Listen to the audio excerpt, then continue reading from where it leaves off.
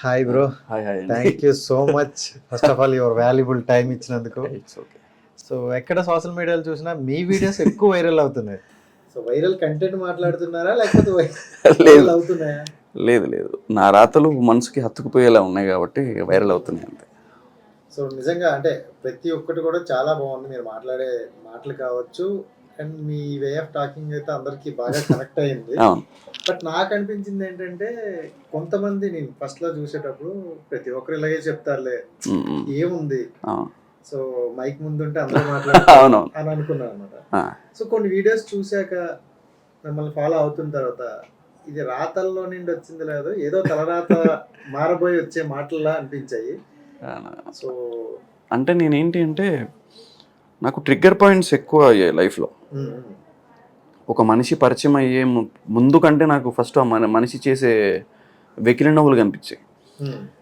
ఇప్పుడు ఎవరైనా సరే నేను నా ఉద్దేశ ప్రకారం రచయితలకి మూడో కన్ను ఉంటుంది, రైటర్స్కి ప్రతి ఒక్క రైటర్కి మూడో కన్ను ఉంటుంది. ఎవరు చూడలేనిది చూడగలుగుతాడు. మీరు క్యాజువల్గా మనిషిని చూడగలరు, మేము మనిషి మా మీద చేసే వెకిలి నవ్వులు చూడగలం. సో నేను ఎప్పుడు అది బాగా నమ్ముతా. మీరు ప్రకృతిని చూడగలరు, మేము ప్రకృతిలో కావ్యాన్ని చూడగలం. సో అది నేను ఎప్పుడున్నా సరే ఏదైనా చేస్తున్నా ఏదన్నా ఉన్నా కూడా ఏదైనా అబ్జర్వ్ చేస్తూ ఉంటా, అది నాకు బాగా అట్రాక్ట్ చేస్తూ ఉంటుంది.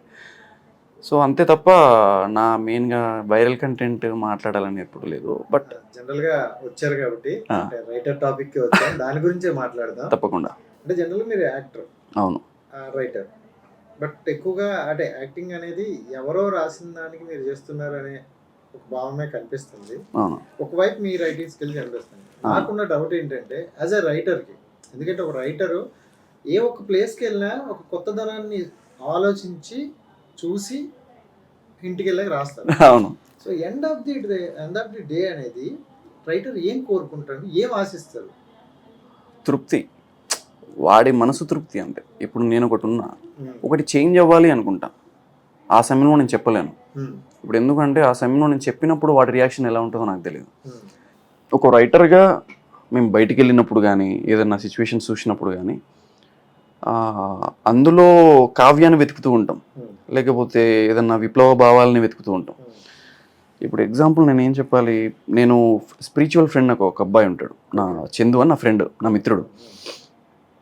అతను నేను చిన్న ఎగ్జాంపుల్ ఒక రైటర్గా ఎలా ఆలోచిస్తాడు అనేది. మేమిద్దరం దీక్షలో ఉన్నాం, నవరాత్రులకి అయిపోయిన తర్వాత దీక్ష విరమణకి విజయవాడ బయలుదేరాం. విజయవాడ బయలుదేరినప్పుడు ఆన్ ది స్పాట్లో స్ప్రింకిల్, చిరుజల్లు అంటారు చూసారా, స్ప్రింకిల్లా వర్షం పడుతుంది. నేను దాన్ని ఎంజాయ్ చేస్తూ ఉన్నా. వెనుకలో నా మిత్రుడు కొంచెం భయపడ్డాడు, మాత వర్షం పడుతుంది త్వరగా పోదామా, నువ్వు ఎంజాయ్ చేస్తున్నట్టున్నావు. లేదు లేదు లేదు, నేనేం మాట్లాడలా. మళ్ళీ అడిగాడు, స్పీడ్కి వెళ్దాం పదా ఇదంటే, నీకు ఇది వర్షంలా కనపడుతుందా? నాకు అలా కనపడట్లేదు. అయ్యా అమ్మకి చెప్పినట్టున్నాడు, తలస్నానం చేయి, పిల్లలు వస్తున్నారు, దర్శనం ఇవ్వు అని. తలస్నానం చేసి అమ్మ జుట్టు ఆరబోసుకుంటుందిరా. ఆరబోసుకుంటున్నప్పుడు పాదాల దగ్గర మనం ఉన్నాం కదా, ఆ చిరుజల్లు మన మీద పడుతుంది, ఆ తుంపర మన మీద పడుతుంది ఆ జుట్టు ఆరబోసుకుంటున్నప్పుడు. తొందరగా వెళ్దాం పదా అన్న. ఒక్కసారి నా ఫ్రెండ్ అంటే నేను చిన్నప్పుడు మా అమ్మ కాలు పట్టుకున్నప్పుడు మా అమ్మ జుట్టు ఆరబోసుకుంది గుర్తొచ్చింది నాకు. ప్రతి ఒక్కరికి ఎక్స్పీరియన్స్ అయి ఉంటుంది అది. అమ్మ జుట్టు ఆరబోసుకుంటుంది, వీడు ఎక్కడ పడిపోతాడా అని కాలు దగ్గర అలాగే పట్టుకొని కూర్చుంటుంది. అలా పెట్టినప్పుడు ఆ సూర్యరశ్మి దగ్గర నుంచి ఆ చిన్న చిన్న తుంపర పడుతూ ఉంటుంది. అది ఎక్స్పీరియన్స్ అయ్యా నేను ఆ రోజు. ఒక్కసారి లేదు లేదు లేదు, శివయ్య అమ్మకి చెప్పినట్టున్నాడు, పిల్లలు వస్తున్నారు, తలస్నానం చేసి పిల్లలకి దర్శనం ఇవ్వని. అమ్మ తలస్నానం చేసి దర్శనం ఇవ్వడానికి ఏమంటారు, జుట్టు ఆరబోసుకుంటుందిరా, మేబీ ఆ తుంపర పడుతుంది అనుకుంటా అన్న. ఒక్కసారి అంటే మేము చూసేది అది, ప్రతిదాన్ని దేనికో దానికి లింక్ చేస్తాం అనమాట, ప్రకృతిని కానీ పక్కనున్న మనిషిని కానీ ఆ వెకిలినవిని కూడా. సో ప్రతిదాన్ని అలా లింకప్ చేసి ఉంటాం కాబట్టి కొన్ని అలా వస్తూ ఉంటాయి. అప్పటి వరకు అలా మాట్లాడిన ఫ్రెండ్ ఒకసారి చేంజ్ చెప్పాడు, నువ్వు చాలా డెప్త్లో ఉన్నావు అని చెప్పి అలా. సో ఇంకోటి ఏంటంటే మనకి ఫ్రెండ్షిప్లో అంటే వాడు విజయం సాధిస్తున్నా లేకపోతే ఏదైనా పని చేయరా సబాస్ అనే వాళ్ళకన్నా సో అంటే నా ఉద్దేశ ప్రకారం ఏంటంటే మనం పరిగెత్తినప్పుడు మనని ముందుకు తోసేవాడి కంటే ఒక్కొక్కసారి అదుపు చేసేవాడు కూడా చాలా ముఖ్యం. ఫ్రెండ్షిప్లో అంటే ఈ రోజుల్లో అలాంటి అదుపు చేసే వాళ్ళు ఉన్నారంటారా? అదే వెతుక్కోవాలి. అదే అంటే నా ఉద్దేశ ప్రకారం ఏంటంటే ఫ్రెండ్షిప్లో మన పరుగులో సహకరించే వాళ్ళు చాలామంది ఎక్కువ ఉంటారు. మన పరుగులో తోడుండేవాడి కంటే మన పరుగుని అదుపు చేసేవాడు చాలా ఇంపార్టెంట్.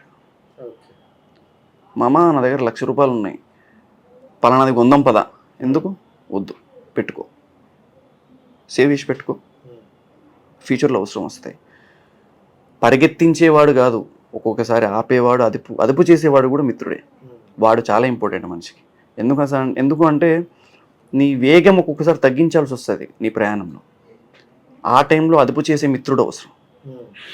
ఆ సమయంలోనే అదుపు చేసే మిత్రుడు నిన్ను నెమ్మది వద్దు, ఇప్పుడు వద్దు, మన దగ్గర ఉన్నప్పుడు తీసుకుందాం, ఈరోజు బిర్యానీ ఎందుకు, రేపు తిందాం, ఈరోజు వద్దులే, ఈరోజు సిచ్యువేషన్ బాగాలేదు.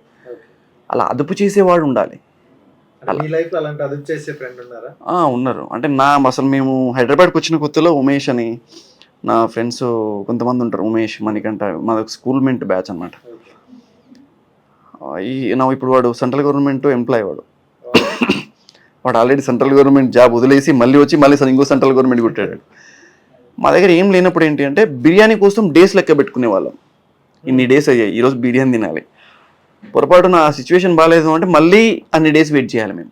అలా డేస్ లెక్క పెట్టుకున్న రోజులు ఉన్నాయి. సో ఎప్పుడన్నా నేను తొందరపడి బిర్యానీ తిందామంటే ఎందుకు లేరా, ఇంట్లో పప్పు చేసుకుందాం, ప్రశాంతంగా కావాలంటే ఎగ్స్ బాయిల్ చేసుకుందాం, ఇలా కంట్రోల్ చేసే వాళ్ళు ఉన్నారు.